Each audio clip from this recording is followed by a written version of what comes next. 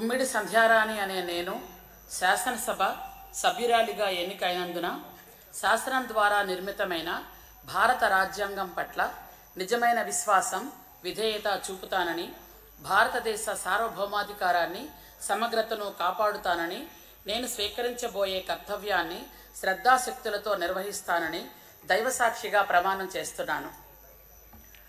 ఆంధ్రప్రదేశ్ శాసనసభ సభ్యురాలనైన గుమ్మిడి సంధ్యారాణి అనే నేను సభ నియమావళిను కట్టుబడి ఉంటానని, వాటిని అనుసరిస్తానని, సభ మర్యాదలను పాటిస్తానని, సంప్రదాయాలను గౌరవిస్తానని దైవసాక్షిగా ప్రమాణం చేస్తున్నాను.